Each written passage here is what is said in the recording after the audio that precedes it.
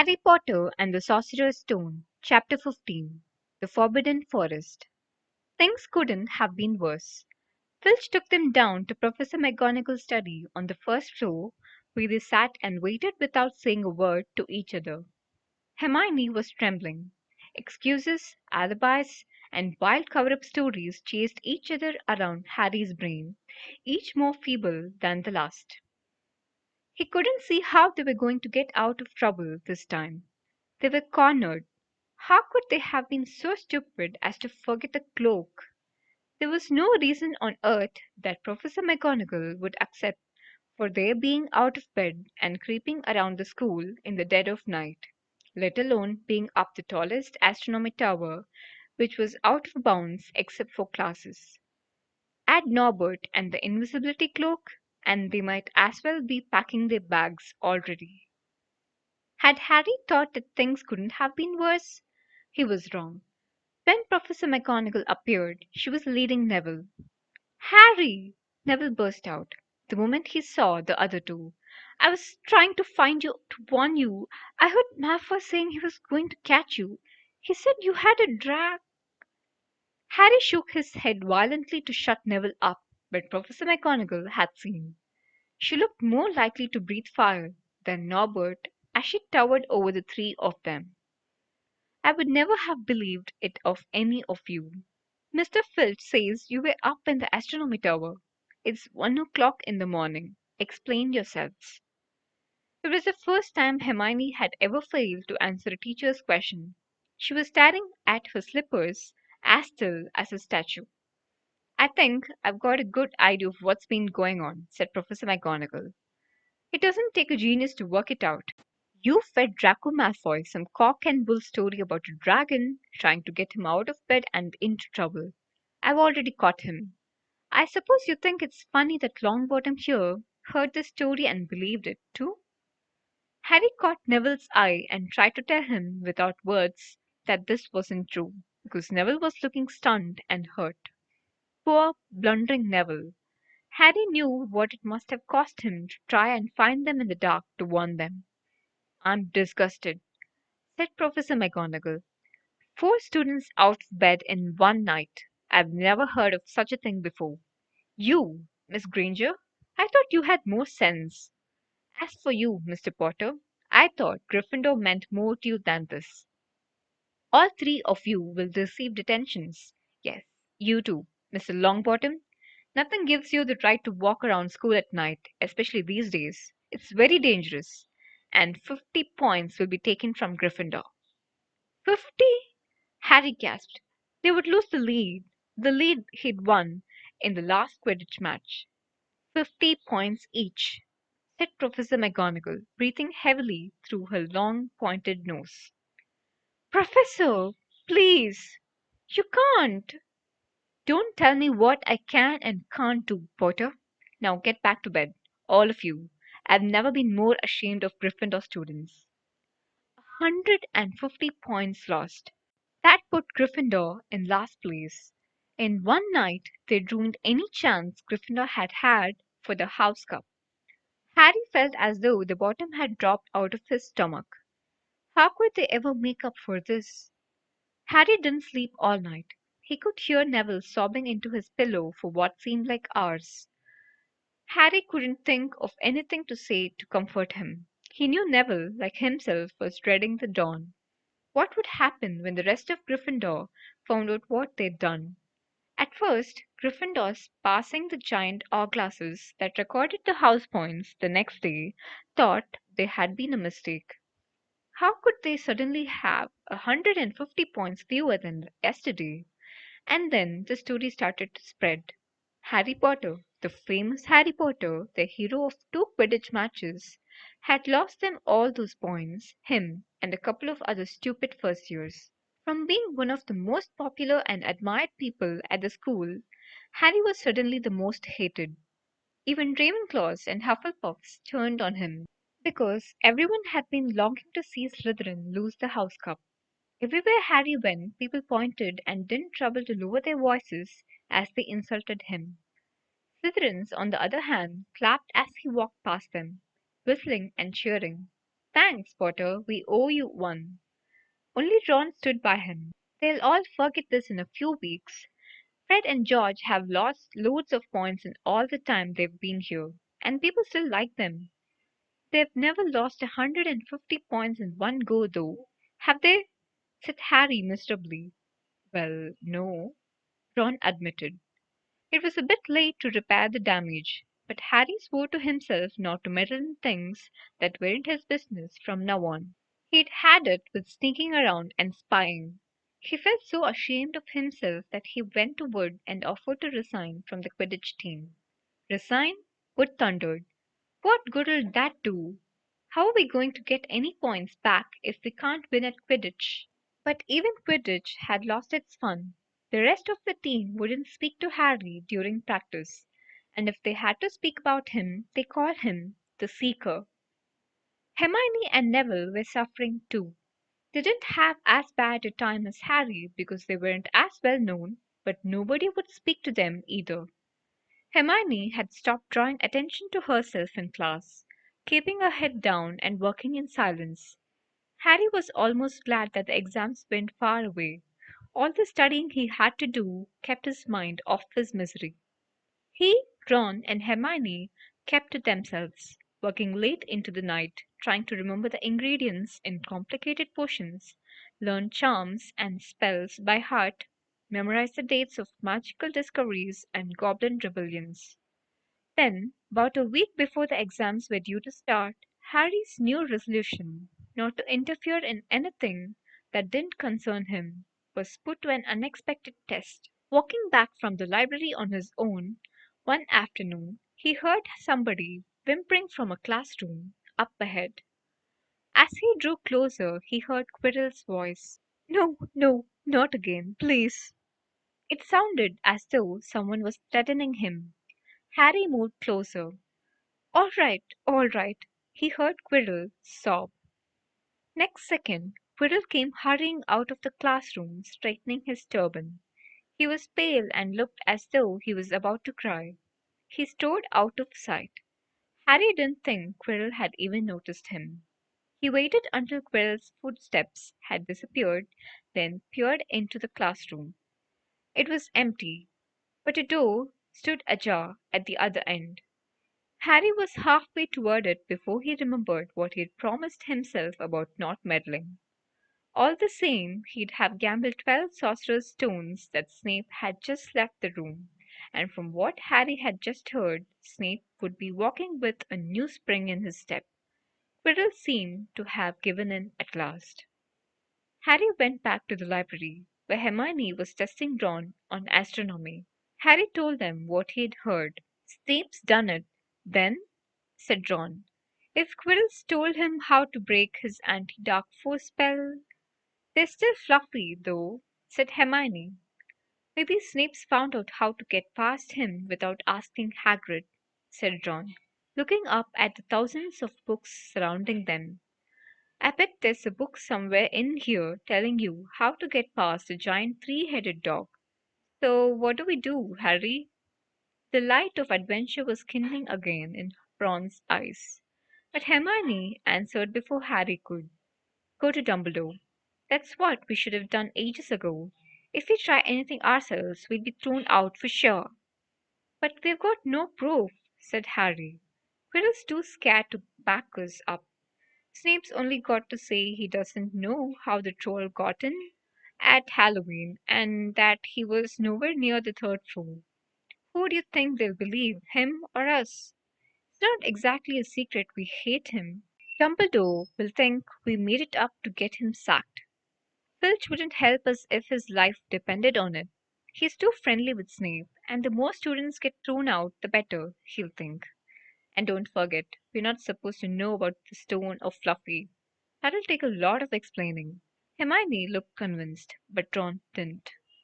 If we just do a bit of poking around? No, said Harry flatly. They've done enough poking around. He pulled a map of Jupiter toward him and started to learn the names of its moons. The following morning, notes were delivered to Harry, Hermione, and Neville at the breakfast table. They were all the same. Your detention will take place at 11 o'clock tonight. Meet Mr. Filch in the entrance hall. Professor McGonagall. Harry had forgotten they still had detentions to do in the furor over the points they'd lost. He half expected Hermione to complain that this was a whole night of studying lost, but she didn't say a word. Like Harry, she felt they deserved what they'd got. At 11 o'clock that night, they said goodbye to Ron in the common room and went down to the entrance hall with Neville. Filch was already there, and so was Malfoy. Harry had also forgotten that Malfoy had gotten a detention, too. "Follow me," said Filch, lighting a lamp and leading them outside. "I bet you'll think twice about breaking a school rule again, won't you?" "Eh?" he said, leering at them. "Oh, yes, hard work and pain are the best teachers if you ask me. Just a pity they let the old punishments die out. Hang you by your wrists from the ceiling for a few days. I've got the chains still in my office. Keep them well oiled in case they're ever needed. Right, off we go. And don't think of running off. Now, it'll be worse for you if you do." They marched off across the dark grounds. Neville kept sniffing. Harry wondered what their punishment was going to be. It must be something really horrible, or Filch wouldn't be sounding so delighted. The moon was bright, but clouds scudding across it kept throwing them into darkness.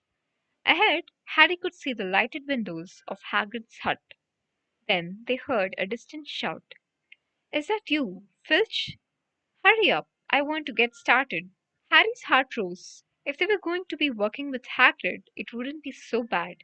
His relief must have showed in his face, because Filch said, "I suppose you think you'll be enjoying yourself with that oaf. Well, think again, boy. It's into the forest you're going, and I'm much mistaken if you'll all come out in one piece." At this, Neville let out a little moan, and Malfoy stopped dead in his tracks. "Forest?" he repeated, and he didn't sound quite as cool as usual. "We can't go in there at night. There's all sorts of things in there, werewolves, I've heard." Neville clutched the sleeve of Harry's robe and made a choking noise. "That's your problem, isn't it?" said Filch, his voice cracking with glee. "Should have thought of them werewolves before you got in trouble, shouldn't you?" Hagrid came striding toward them out of the dark, Fang at his heel. He was carrying his large crossbow, and a quiver of arrows hung over his shoulder. "About time," he said. "I've been waiting for half an hour already. All right, Harry. Hermione?" "I shouldn't be too friendly to them, Hagrid," said Filch coldly. "They're here to be punished, after all." "That's why you're late, is it?" said Hagrid, frowning at Filch. "You mean lecturing them, eh? It's not your place to do that. You've done your bit. I'll take over from here." "I'll be back at dawn," said Filch, "for what's left of them," he added nastily, and he turned and started back toward the castle, his lamp bobbing away in darkness.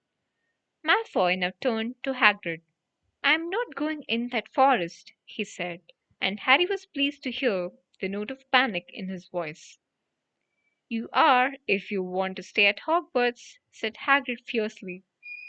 "You done wrong, and now you've got to pay for it." "But this is servant stuff. It's not for students to do. I thought we'd be copying lines or something. If my father knew I was doing this, he'd tell you that's how it is at Hogwarts." Hagrid growled. "Copying lines? What good's that to anyone? You'll do somewhat useful, or you'll get out. If you think your father'd rather you were expelled, then get back off to the castle and pack. Go on." Malfoy didn't move. He looked at Hagrid furiously, but then dropped his gaze. "Right then," said Hagrid. "Now, listen carefully, 'cause it's dangerous what we're going to do tonight, and I don't want no one taking risks. Follow me over here a moment." He led them to the very edge of the forest. Holding his lamp up high, he pointed down a narrow, winding earth track that disappeared into the thick black trees. A light breeze lifted their hair as they looked into the forest. "Look there," said Hagrid. "See that stuff shining on the ground? Silvery stuff. That's unicorn blood. There's a unicorn in there been hurt badly by Summit. This is the second time in a week. I found one dead last Wednesday. We're gonna try and find the poor thing. We might have to put it out of its misery. And what if whatever hurt the unicorn finds us first? Said Malfoy, unable to keep the fear out of his voice. There's nothing that lives in the forest that'll hurt you if you're with me or Fang, said Hagrid. And keep to the path. Right, now, we're gonna split into two parties and follow the trail in different directions. There's blood all over the place. It must have been staggering around since last night at least. I want Fang, said Malfoy quickly, looking at Fang's long teeth. All right, but I warn you, he's a coward, said Hagrid. So me, Harry, and Hermione go one way, and Draco, Neville, and Fang'll go the other. Now, if any of us finds the unicorn, we'll send up green sparks, right? Get your wands out and practice now. That's it. And if anyone gets in trouble, send up red sparks, and we'll all come and find you. So be careful. Let's go. The forest was black and silent. A little way into it, they reached a fork in the earth path, and Harry, Hermione, and Hagrid took the left path, while Malfoy, Neville, and Fang took the right. They walked in silence, their eyes on the ground. Every now and then a ray of moonlight through the branches above lit a spot of silver blue blood on the fallen leaves. Harry saw that Hagrid looked very worried. Could a werewolf be killing the unicorns? Harry asked. Not fast enough, said Hagrid. It's not easy to catch a unicorn. They are powerful magic creatures. I never knew one to be hurt before. They walked past a mossy tree stump. Harry could hear running water. There must be a stream somewhere close by. There were still spots of unicorn blood here and there along the winding path. You all right, Hermione? Hagrid whispered. Don't worry, it can't have gone far if it's this badly hurt, and then we'll be able to get behind that tree. Hagrid seized Harry and Hermione and hoisted them off the path behind a towering oak. He pulled out an arrow and fitted it into his crossbow, raising it ready to fire. Three of them listened. Something was slithering over dead leaves nearby. It sounded like a cloak trailing along the ground. Hagrid was squinting up the dark path, but after a few seconds the sound faded away. I knew it, he murmured. There's someone in here that shouldn't be. A werewolf? Harry suggested. That wasn't no werewolf, and it was no unicorn, neither, said Hagrid grimly. Right, follow me, but careful, now. They walked more slowly, ears straining for the faintest sound. Suddenly, in a clearing ahead, something definitely moved. Who's there? Hagrid called. Show yourself, I'm armed. And into the clearing came. Was it a man or a horse? To the waist, a man with red hair and beard, but below that was a horse's gleaming chestnut body with a long reddish tail. Harry and Hermione's jaws dropped. Oh, it's you, Ronan, said Hagrid in relief. How are you? Good evening to you, Hagrid, said Ronan. He had a deep, sorrowful voice. Were you going to shoot me? Can't be too careful, Ronan, said Hagrid, patting his crossbow. There's somewhat bad loose in the forest. This is Harry Potter and Hermione Granger, by the way, students up at the school. And this is Ronan, you two. He's a centaur. We noticed, said Hermione faintly. Good evening, said Ronan. Students, are you? And you learn much up at the school? Um, a bit, said Hermione timidly. A bit. Well, that's something. Ronan sighed. He flung back his head and stared at the sky. Mars is bright tonight. Yeah, said Hagrid, glancing up too. Listen, I'm glad we've run into you, Ronan, 'cause there's a unicorn being hurt. You seen anything? Ronan didn't answer immediately. He stared unblinkingly upward, then sighed again. Always the innocent are the first victims, he said. So it has been for ages past, so it is now. Yeah, said Hagrid. But have you seen anything, Ronan? Anything unusual? Mars is bright tonight, Ronan repeated, while Hagrid watched him impatiently. Unusually bright. Yeah, but I was meaning anything unusual a bit nearer home, said Hagrid. So you haven't noticed anything strange? Yet again, Ronan took a while to answer. At last he said, "The forest hides many secrets." A movement in the trees behind Ronan made Hagrid raise his bow again, but it was only a second centaur, black-haired and bodied, and wilder looking than Ronan. "Hello, Bane," said Hagrid. "All right? Good evening, Hagrid. I hope you are well." "Well enough. Look, I've just been asking Ronan. You seen anything odd in here lately? Has the unicorn been injured? Would you know anything about it?" Vane walked over to stand next to Ronan. He looked skyward. "Mars is bright tonight," he said simply. "We've heard," said Hagrid grumpily. "Well, if either of you do see anything, let me know, won't you? We'll be off then." Harry and Hermione followed him out of the clearing, staring over their shoulders at Ronan and Bane until the trees blocked their view. "Never," said Hagrid irritably, "try and get a straight answer out of a centaur. Ruddy stargazers. Not interested in anything closer than the moon." "Are there many of them in here?" asked Hermione. "Oh, a fair few. Keep themselves to themselves mostly, but they're good enough about turning up if ever I want a word. They're deep mind centaurs. They're not things, just don't let on much." "You think that was the centaur we heard earlier?" said Harry. "Did that sound like hooves to you?" "Nah, if you ask me, that was what's been killing the unicorns. Never heard anything like it before." They walked on through the dense, dark trees. Harry kept looking nervously over his shoulder. He had the nasty feeling they were being watched. He was very glad they had Hagrid and his crossbow with them. They had just passed a bend in the path when Hermione grabbed Hagrid's arm. "Hagrid, look! Red sparks! The others are in trouble! You two wait here!" Hagrid shouted. "Stay on the path. I'll come back for you." They heard him crashing away through the undergrowth and stood looking at each other, very scared, until they couldn't hear anything but the rustling of leaves around them.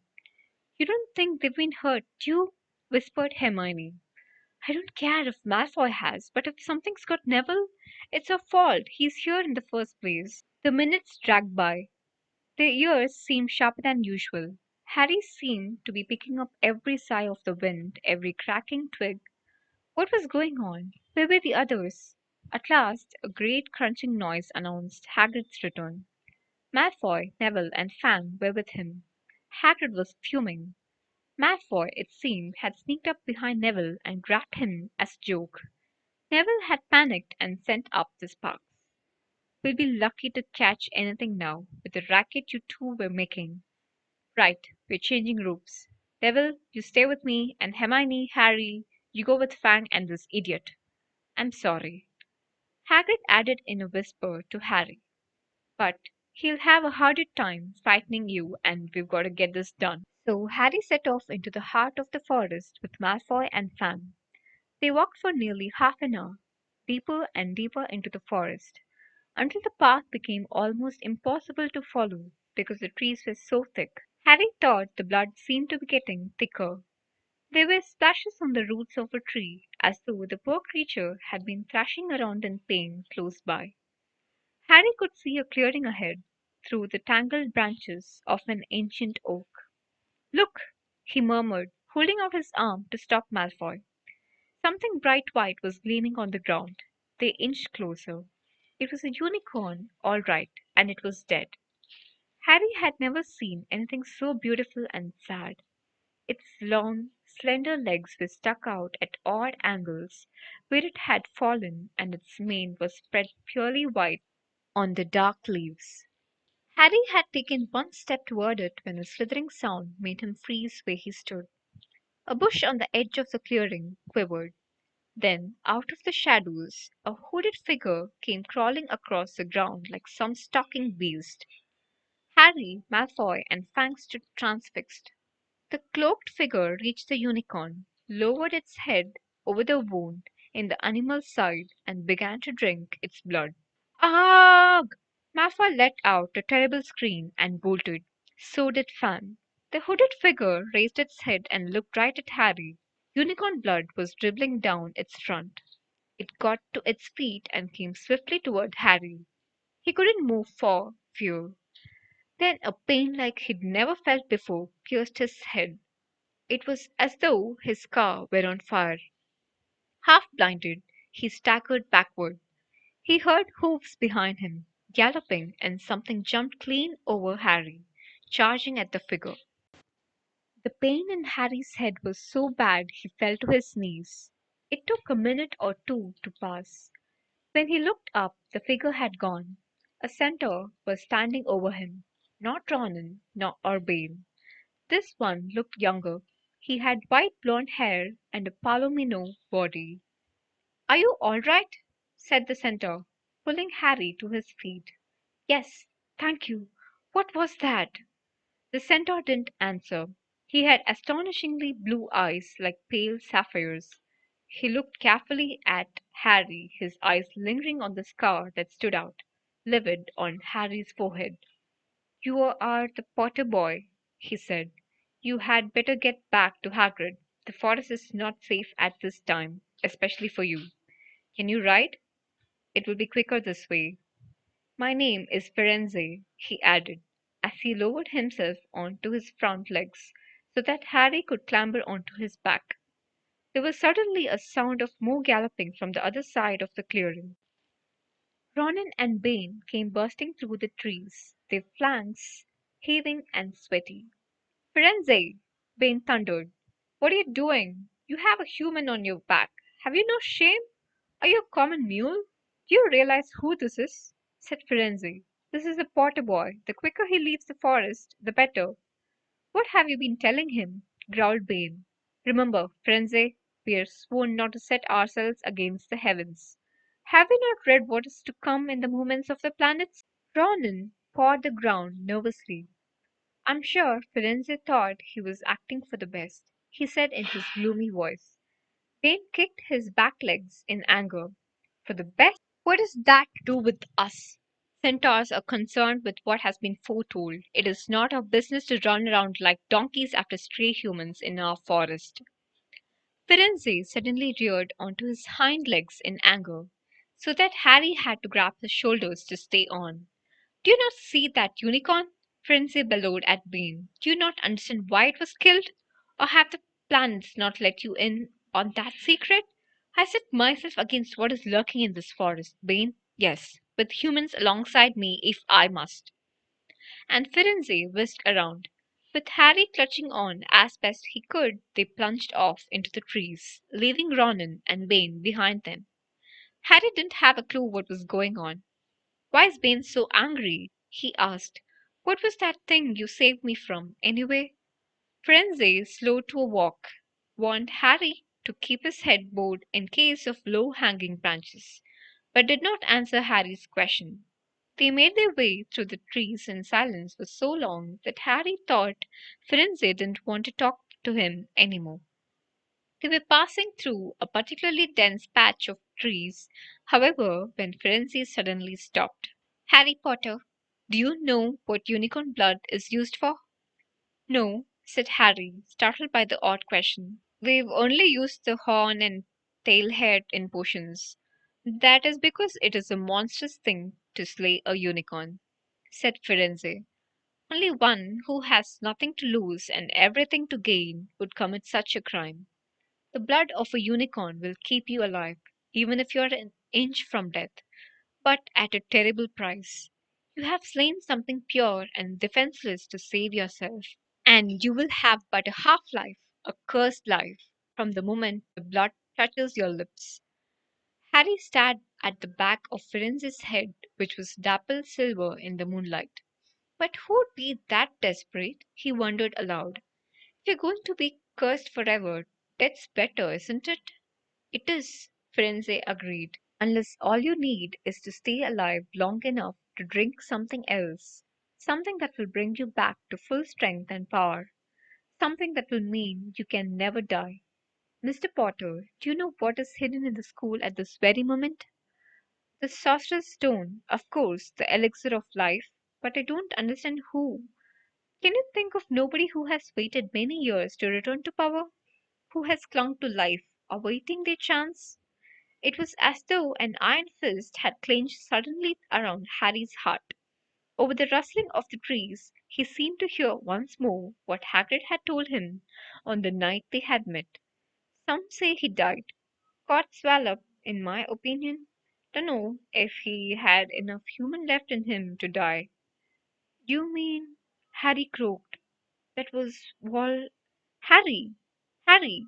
Are you all right? Hermione was running toward them down the path, Hagrid puffing along behind her. I'm fine, said Harry, hardly knowing what he was saying. The unicorn's dead, Hagrid. It's in that clearing back there. This is where I leave you, Firenze murmured as Hagrid hurried off to examine the unicorn. You're safe now. Harry slid off his back. Good luck, Harry Potter, said Firenze. The planets have been read wrongly before now, even by centaurs. I hope this is one of those times. He turned and cantered back into the depths of the forest, leaving Harry shivering behind him. Ron had fallen asleep in the dark common room, waiting for them to return. He shouted something about Quidditch fouls when Harry roughly shook him awake. In a matter of seconds, though, he was wide eyed as Harry began to tell him and Hermione what had happened in the forest. Harry couldn't sit down. He paced up and down in front of the fire. He was still shaking. Snape once stoned for Voldemort, and Voldemort's waiting in the forest. And all this time we thought Snape just wanted to get rich. Stop saying the name, said Ron in a terrified whisper, as if he thought Voldemort could hear them. Harry wasn't listening. Firenze saved me, but he shouldn't have done so. Bane was furious. He was talking about interfering with what the planets say is going to happen. They must show that Voldemort's coming back. Bane thinks Firenze should have let Voldemort kill me. I suppose that's written in the stars as well. Will you stop saying the name? Ron hissed. So all I've got to wait for now is Snape to steal the stone. Harry went on feverishly. Then Voldemort will be able to come and finish me off. Well, I suppose Vane will be happy. Hermione looked very frightened. She had a word of comfort. Harry, everyone says Dumbledore's the only one you know who was ever afraid of. With Dumbledore around, you know who won't touch you. Anyway, who says the centaurs are right? It sounds like fortune telling to me, and Professor McGonagall says that's a very imprecise branch of magic. The sky had turned light before they stopped talking. They went to bed exhausted, their throats sore, but the night's surprises went over. When Harry pulled back his sheets, he found his invisibility cloak folded neatly underneath them.